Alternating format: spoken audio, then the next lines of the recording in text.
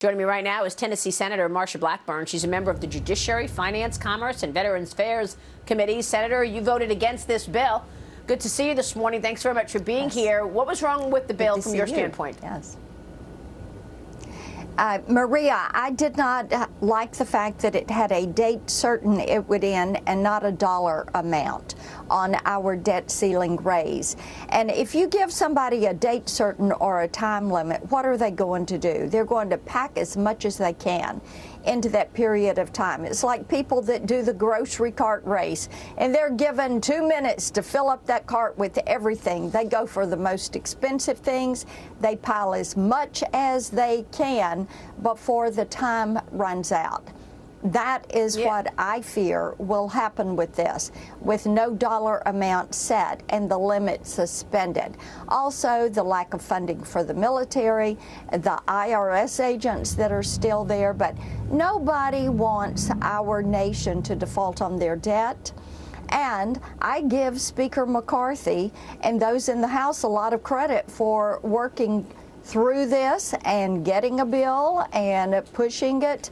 It just was not something. I think that with the situation we are in right now, with $31.4 trillion worth of debt, and the burden that we are putting on our children and grandchildren, we have to do something about getting spending under control and getting inflation down.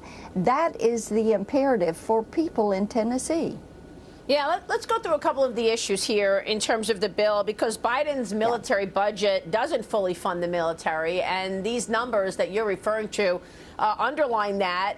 We've got worries that China is marching to increase its Navy to 400 ships by 2025 and 440 ships by 2045. Meanwhile, the U.S. is not keeping pace in terms of the Navy. They've got a larger Navy than we do. The U.S. Navy right now, the budget takes the number of ships from 298 ships to 291. What can you do right now or in the coming months to actually try to increase spending in terms of defense and ensure that the U.S.'s defense is properly equipped with the threats that we face from communist China? Yeah. That is right. And those concerns, that great power competition, that has to be at the top of the list. The aggressiveness and the expansion that China is doing, moving into Africa, going into Djibouti, trying to move into the Western Hemisphere.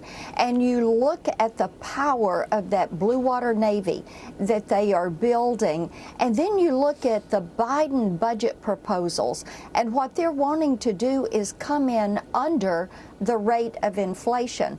And Maria, if we're at 2.7% of our GDP going into building our military and China is putting 7% of their GDP, think about that delta between what they're spending and what we're spending. Look at our trade imbalance. We had nearly $1 trillion of a trade imbalance with China. They're exporting more to the United States and making more money than ever off of us, and then they're spending that money to build their military so they can defeat us and dominate us, so they can go into Taiwan, so they can bully the Philippines, the island nations. Maria, this is their goal. And we can't play their game. We have to play our game. And you've got to at least meet the rate of inflation if you're going to increase and work on rebuilding the military and not deprive them of what they need to push forward with these contracts to build our Navy, to move forward with hypersonics, and to build our Space Force. Meanwhile, the story of the day on China is that China is exploring a new property support package to boost the economy in China. Government is working on a basket of support measures, according to Bloomberg this morning. That's why the Hong Kong stock market was up so much overnight because of all of this new spending that we're expecting to come out of China. And at the same time, you got Joe Biden focused on auditing American families. You know, the IRS money that was put in the Inflation Reduction Act is largely still there. you don't have much rescinding of that in this debt deal. So is there anything you can do in terms of holding back money to the IRS so that you don't get all of those 87,000 IRS agents auditing Americans next year? Yes, the House will move forward with their appropriations bills, and Senator Susan Collins has worked very hard to make certain that the Appropriations Committee is going to bring all of these bills to the Senate floor so that we can have our say on these bills, amend these bills. And Maria, it is going to be so important for the House and the Senate to push these rescissions. As you know, I push those across the board cuts every single year, whether you want a 1%, 2%, 5%. Anybody can save a nickel out of a dollar. Our federal agencies need to do that. Rescinding this IRS money is important. Getting people back to work is going to be important. These federal employees that are still sitting in the bubble bath working from home or are working two jobs because they're working from home, that's got to stop. The U.S. taxpayer, hard-working American taxpayers cannot afford the lax work habits of so many federal government employees.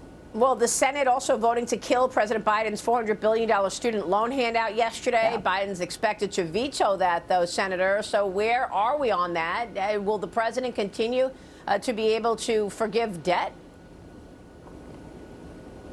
You're going to see a continued push, of course, the courts weighing in, and I led that amicus brief on this. When I talk to Tennesseans and as I talk with some of my colleagues, people think it is just grossly unfair for them to have to pay their neighbor's student loan back.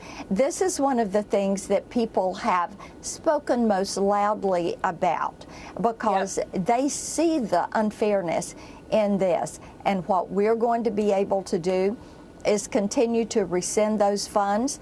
The court agrees with us. The Senate has spoken. I think this is a veto you may see get overridden. Wow. Senator, real quick here, I know you're demanding answers from the former chief of staff to President Obama and current Veteran Affairs Secretary Denis McDonough about his involvement in the Trump-Russia collusion hoax. Tell me more. What is his role? The FBI and the Durham report place him in the Situation Room in July of 2016 as they discussed pushing this forward. Now, this is someone who is currently leading the Department of Veterans Affairs. This is of concern to me, that someone who is leading a department who is supposed to be fair to all of our veterans would have been in a meeting where there was a discussion about weaponizing the FBI, the DOJ, against a private citizen who was running for president of the United States. And of course, as we know, the Russia collusion was a hoax. This is something Hillary Clinton made up. Then Hillary Clinton and her campaign paid someone to come up with the dossier and to implement this plan. They got DOJ and FBI doing the wink, wink, nod, nod, letting this go through, and the media to push this forward. So, Maria, think about what this did to our country. And it is imperative that we know if people that are currently in the administration were a part of cooking up this plot. Yeah, a biggest story I've ever covered, biggest story the country has ever suffered, dividing this country massively. I know about the impact for sure. Senator, thank you so much for your work on this. Good to see you this morning. You got it.